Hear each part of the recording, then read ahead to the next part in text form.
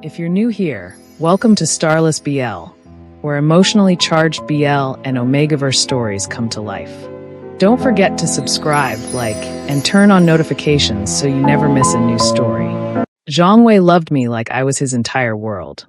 Not loudly, not recklessly, but in quiet, devastating ways that made me believe we were inevitable. 6 years ago, I was just an ordinary Omega working part-time at a cafe near the university. He was already brilliant, top of his class, born into a powerful alpha family, destined for boardrooms, not bar counters. We should never have crossed paths. Yet every evening, he sat at the same small table near the window, ordered black coffee, and pretended not to stare at me. I noticed. I always noticed. The way his gaze lingered too long. The way his fingers tightened around his cup when another alpha flirted with me. The way his scent softened whenever I walked past. Clean. Cedarwood. Rain. An alpha scent that never felt threatening. Only safe. One rainy night, when my shift ended late, I found him standing outside with a black umbrella. "You'll catch a cold," he said. I stared at him. "You've been waiting?" He nodded once. "I wanted to walk you home." That was all it took. Zhang Wei didn't court me with grand gestures. He learned my schedule. Walked me home every night. Bought me medicine when I had heat sickness. Left sticky notes on my door reminding me to eat. When I asked him why he was so good to me, he answered simply, "Because I like you." 3 words. But they sounded like a promise. We became inseparable. He held my hand in empty classrooms. Pressed his forehead to mine under flickering streetlights. Kissed me slowly, carefully, like I was something fragile. I gave him everything. My trust. My body. My heart. And Zhang Wei gave me something no alpha had ever given me before. Choice. "I don't care that you're an Omega," he said once, cupping my face. "I don't care what my family thinks. I choose you." We bonded in secret. No ceremony. No witnesses. Just us. A quiet hotel room. Dim lights. Shaking hands. When our marks appeared, glowing faintly on our skin, I cried. He kissed my tears away. "You're mine," he whispered. "And I'm yours." I believed him. God help me. I believed him. 2 months later, I found out I was pregnant. I stared at the test in disbelief. Hands shaking. Heart racing. An Omega carrying an alpha heir. I imagined his face. Shock first. Then disbelief. Then that soft smile he only showed me. I imagined us telling our child how we met. Imagined a small apartment. Morning breakfasts. Arguments about chores. Ordinary happiness. I planned to tell him that night. But fate didn't wait. Zhang Wei never came home. I called. No answer. Texted. No reply. At midnight, an unknown number rang my phone. "There's been an accident." The world collapsed. A truck ran a red light. Multiple injuries. Severe head trauma. When I reached the hospital, he was unconscious. Blood on his hair. Machines everywhere. I held his cold hand and begged him to wake up. "I'm pregnant," I whispered. "Please don't leave me." He survived. But when he opened his eyes 3 days later, he looked straight through me. "Who are you?" he asked. I laughed at first. A broken, hysterical sound. "Stop joking." He frowned. "I'm serious." "Who are you?" Doctors explained. Retrograde amnesia. He lost the last 3 years. Our relationship. Our bond. Me. His family arrived within hours. Powerful people in tailored suits. Cold eyes. They already hated me before. An Omega from nothing. Not worthy of their heir. They saw opportunity. They told him I was a stranger. A classmate. A stalker. Someone pretending. When I tried to show him my bond mark, his mother slapped my hand away. Enough. Zhang Wei looked at me with suspicion. Not love. Not recognition. Fear. That look shattered me. They threatened me quietly. If I stayed, if I told him anything, they would take my child. Erase me completely.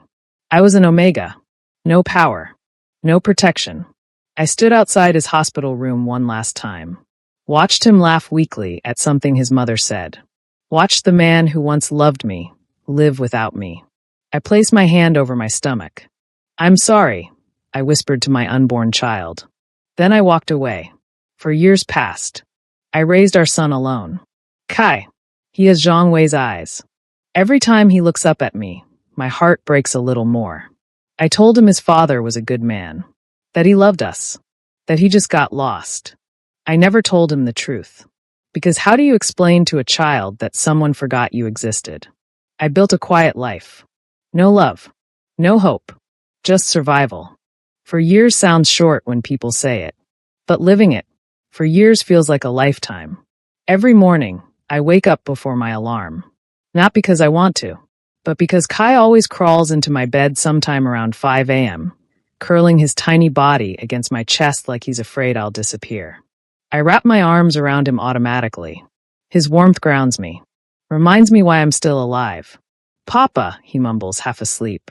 I'm here, I whisper, pressing a kiss to his hair. Kai is 4 years old. Too observant. Too gentle. Children raised in love become bright. Children raised in quiet suffering become careful. Kai is careful. He helps me fold laundry. Hands me coins when I'm counting rent. Pretends not to notice when I skip meals so he can eat more. Sometimes, I catch him watching other kids with their alphas at the park. He never says anything. But I see the questions in his eyes. One evening, while I'm washing dishes, Kai sits at the small kitchen table swinging his legs. Papa. Yes, baby? Where is my Baba? My hands freeze in the sink. This question never gets easier. I dry my hands slowly and kneel in front of him. Baba is far away. Kai tilts his head. Did I do something bad? My heart shatters. No. Never. Baba loves you very much. Then why he not come? I swallow hard. Sometimes people get lost, I say softly. But it doesn't mean they stopped loving. Kai thinks about this for a long time. Then he nods. Okay, that's it. No crying. No tantrum. Just quiet acceptance. That scares me more than anything. At night, after Kai falls asleep, I sit on the edge of his bed and watch him breathe. His lashes. His tiny hands. The faint scent of cedarwood and rain that sometimes still lingers on him. Zhang Wei's scent. Even after 4 years. Some bonds don't fade. They bury themselves deeper. I work 2 jobs. Daytime administrative assistant at a mid-sized firm. Night shifts at a convenience store on weekends. I smile a lot. Laugh at coworkers' jokes. Pretend I'm normal. No one knows I was once bonded to one of the most powerful alphas in the city. No one knows I have a mate who forgot me. I don't tell anyone. Because saying it out loud makes it real. And real hurts. One afternoon, my manager calls me into her office. She looks excited. We landed a huge contract. That's great, I say automatically. You'll be reassigned to the Zhang Corporation project. The name punches the air out of my lungs. Zhang Corporation, the world's largest biotech and technology conglomerate. Owned by one family. His family. I don't think I'm qualified, I say quickly. She laughs. They requested someone detail-oriented, quiet, and reliable. That's you. My hands tremble under the desk. I'd prefer to stay where I am. She frowns. This is a career-defining opportunity. Triple salary. Better benefits. Flexible hours. Flexible hours. Childcare coverage. Healthcare. Things Kai desperately needs. I can't say no. I nod. When do I start? Monday. The word echoes like a death sentence. That night, I can't sleep. I lie beside Kai, staring at the ceiling. I tell myself it doesn't matter. He doesn't remember me. He probably has a mate. A family. A perfect life. I'm just another employee. We'll be strangers. But my bond mark burns faintly beneath my skin. A reminder. The bond still exists. Even if he forgot. Monday arrives too fast. Zhang Corporation headquarters is massive. Glass walls. Security everywhere. People walking quickly, eyes forward. I feel small. Insignificant. Human resources gives me a badge. Temporary pass. Your supervisor is waiting. Each step down the hallway feels heavier. I stop in front of a tall wooden door. CEO office. My heart tries to escape my chest. I knock. Come in. That voice. Deeper than I remember. But exactly the same. I push the door open. Zhang Wei stands near the window, looking at the city skyline. Tall, broad shoulders, perfectly tailored suit. He turns. Our eyes meet. Time collapses. The room spins. For a split second, something flickers across his face. Confusion. Recognition. Then it's gone. Name, he asks coolly. Chunyu, I say. My voice barely works. He studies me. Not kindly. Not cruelly. Like a puzzle he doesn't have time to solve. You'll report to my assistant manager. Don't be late. Yes, sir. I bow slightly and turn to leave before I break. As I reach the door, he speaks again. Wait. I freeze. He walks closer. Stops inches away. His scent hits me full force. Cedarwood. Rain. My knees almost give out. He frowns. Have we met before? Hope flares stupidly in my chest. No, I lie. He stares at me for a long moment. Then steps back. Must be nothing. I leave before he can see the tears.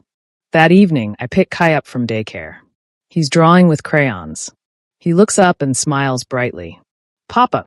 I lift him into my arms. He presses his cheek against my shoulder. Papa, today I saw a man. My heart skips. What man? A tall man.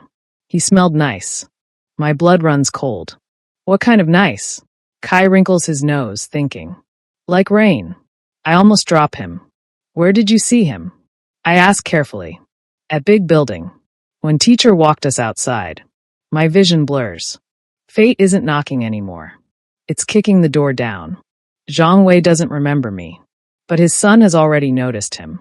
And I know one terrible truth. Sooner or later, everything I buried is going to surface. That night, Kai has a nightmare. He cries in his sleep. Not loud. Just soft, broken whimpers. I sit up instantly and pull him into my arms. It's okay, I whisper, rocking him gently. Papa's here. Kai buries his face in my chest. I saw him again, he mumbles. My heart pounds.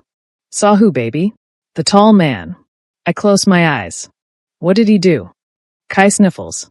He looks sad. A child shouldn't be able to read emotions that clearly. But Kai has always been different. Sensitive. Attuned. What did he say? I ask. Nothing. Kai lifts his small hand and presses it over my heart. Papa, he feels like here. I feel something tear open inside me. Because I know exactly what Kai means. Bond recognition doesn't need memory. It doesn't need logic. It's instinct. Pure and ruthless. I don't sleep after that. At work the next day, I avoid Zhang Wei. I keep my head down. I move files. Answer emails. Pretend I don't feel his presence every time he walks past. But he keeps looking at me. Not openly. Not obviously. Quick glances. Lingering pauses. Like something in his brain keeps tripping over me. At lunch, I'm printing documents when a familiar voice speaks behind me. Chunyu. My stomach drops. Yes, sir? He steps closer. Too close. You were assigned to the daycare transportation list. My heart stops.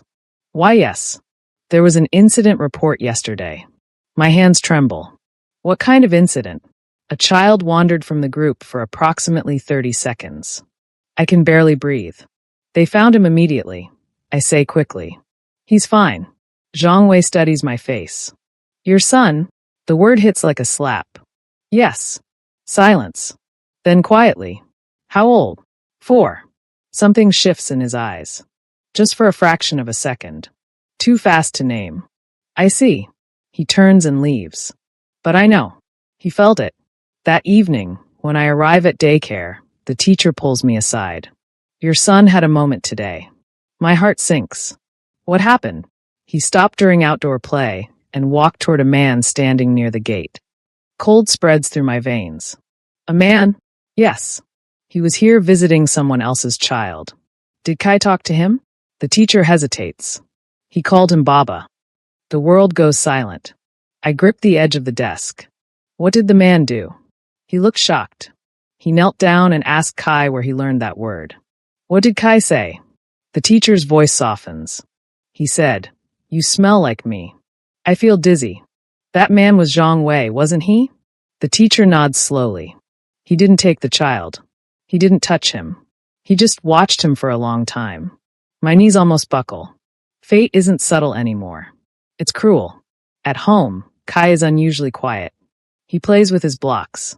Doesn't hum. Doesn't chatter. Finally, he looks up. Papa. Yes, baby? Did I make you sad? My throat tightens. No. Kai frowns. I called that man Baba. I crouch in front of him. That's okay. Kai's eyes shine. Is he my Baba? My heart shatters completely. I want to lie.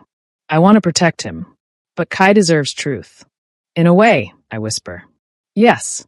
Kai thinks about that. Then asks the question I've feared for 4 years. Why he not stay with us? I swallow. Because he forgot. Kai blinks. Forgot what? Forgot me. Forgot you. Forgot us. Kai's small hands clench. Can he remember again? I don't know. I don't know if it's possible. I don't know if it's safe. I don't know, baby. Kai nods slowly. Then very softly. I want him to remember. I pull him into my arms and hold him as he starts to cry. For the first time in his life. The next morning, Zhang Wei corners me outside the elevator. Your son called me Baba. My blood freezes. I'm sorry, I say quickly. He's confused. Zhang Wei steps closer. He looked at me like he knew me. I don't respond. My head has been hurting since yesterday, he continues. I keep seeing a hospital room. A man crying. Blood on my hands. My heart races. I don't know what that means. Zhang Wei's voice drops. Tell me the truth, Qinyu. I shake my head. There is nothing to tell. He stares at me. Hard. Then says something that destroys my fragile control. Why does your son smell like me? I can't breathe. Because there is no lie strong enough. And deep down, Zhang Wei already knows. Zhang Wei does not let it go. He can't. Once an alpha notices something wrong, instinct becomes obsession. And I am the problem he can't stop circling. By noon, I'm summoned to his private office. Top floor. Floor-to-ceiling windows. City spread beneath us like a kingdom he owns. He stands with his back to me. Hands in his pockets. Sit. I obey. Silence stretches. Then, your son's secondary scent profile matches mine at 87%. My vision goes black for a second. I ran a discreet scan, he continues. Medical-level equipment. I grip my knees. That's illegal, I whisper. So is lying about a child's parentage. My mouth opens. Nothing comes out. Zhang Wei turns slowly. His eyes are burning. Tell me, he says. Is Kai my son? I shake my head. No. The lie tastes like poison. Zhang Wei steps forward. You smell like you did 4 years ago. My heart slams. You smell like a bond that never broke. I feel tears blur my vision. I don't know what you think you remember, I say. But you lost your memories. We don't have a relationship. His jaw tightens. Then why do I feel like I'm suffocating every time you walk away? Silence crashes between us. Finally, he speaks again. I want a DNA test. My entire body goes cold. No, that wasn't a request. I stand. You don't get to rip open my life just because you're confused.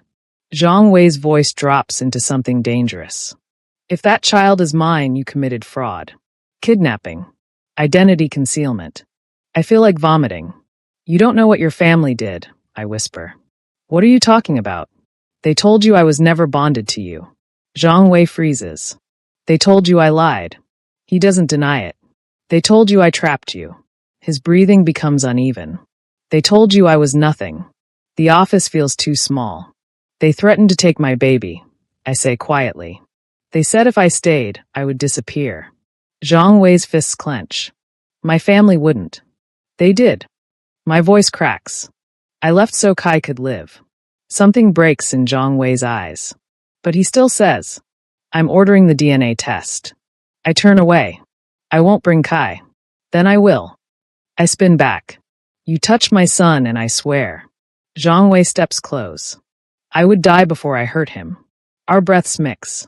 Our scents flare. The air vibrates. His gaze drops slowly to my neck, to the spot hidden beneath my collar. Why do you always button your shirt all the way up? My hand flies to my throat. He reaches out. I slap his wrist. Don't. Too late. His thumb brushes my skin, and the scent blocker fails. For one horrible second, my bond mark burns. Zhang Wei inhales sharply. His pupils dilate. He staggers back like he's been shot. Oh my God! Images slam into his mind. A hospital room. Me screaming his name. Blood on white sheets. His hands glowing with bond light. Me whispering, "Don't leave me." Zhang Wei grabs his head. Chinyu. Tears slide down his face. I remember you crying. I collapse into the chair. It's too late, I whisper. No, he says hoarsely. It's not. I shake my head. You were engaged. I broke it off this morning. My head snaps up. I don't know why, he says. I just knew she wasn't you. Silence roars. I'm not asking to take Kai, Zhang Wei continues. I'm asking for the truth. My hands tremble. There is no truth that doesn't destroy everything. Try me. I swallow. Kai is your son. Zhang Wei sinks to his knees. A man who rules billions. Brought down by one sentence. My son. Tears fall freely.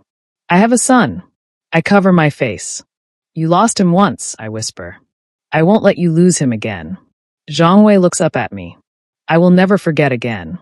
But outside this room, his family is already moving, and they will not allow this truth to survive.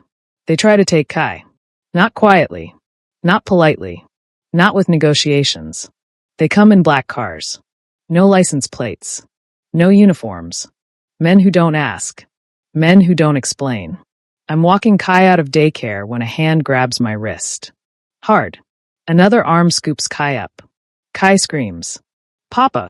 The sound tears through my soul. I don't think. I attack. I bite. I claw. I scream. A blow slams into my ribs. Air leaves my lungs. Kai is thrown into the back of a car. The door slams. The engine roars. And just like that, my world starts ending again. Zhang Wei arrives 15 minutes later. 15 minutes too late. But close enough to save what's left. I'm on the pavement, bleeding, screaming Kai's name. When Zhang Wei sees me, something in him snaps. Not rage. Not anger. Something colder. Final. Find him, Zhang Wei says calmly. Every device in the city lights up. Cameras. Traffic feeds. Private networks. Banking systems. He owns more than companies. He owns infrastructure. They find the car in 12 minutes. They find Kai in 20. They find the men in 30. No arrests. No trials. No records. Some people don't get justice. They get erased. Kai is in Zhang Wei's arms when I see him again. Alive. Shaking. Crying. He reaches for me. I collapse around both of them. We cling together on the floor. 3 broken souls. 1 shattered family. Zhang Wei presses his forehead to Kai's hair. I'm sorry, he whispers. I'm so sorry, my son. Kai hiccups. Baba forgot me. Zhang Wei's voice breaks. I forgot everything, except loving you. Kai studies his face, then slowly touches Zhang Wei's cheek. Don't forget again. I won't, Zhang Wei swears. Never. That night, Zhang Wei goes to war. Not with guns. With truth. Board members. Executives. Family elders. He plays recordings. Security footage. Hospital files. Threat logs. DNA results. Confessions extracted from terrified relatives. By morning, the Zhang family collapses. His mother is removed from the board. His uncle is arrested for illegal detention and coercion. Their power evaporates. Publicly. Irreversibly. Zhang Wei stands in front of cameras. For the first time in his life. My mate and my son were taken from me, he says. My family lied. I believe them. Reporters erupt.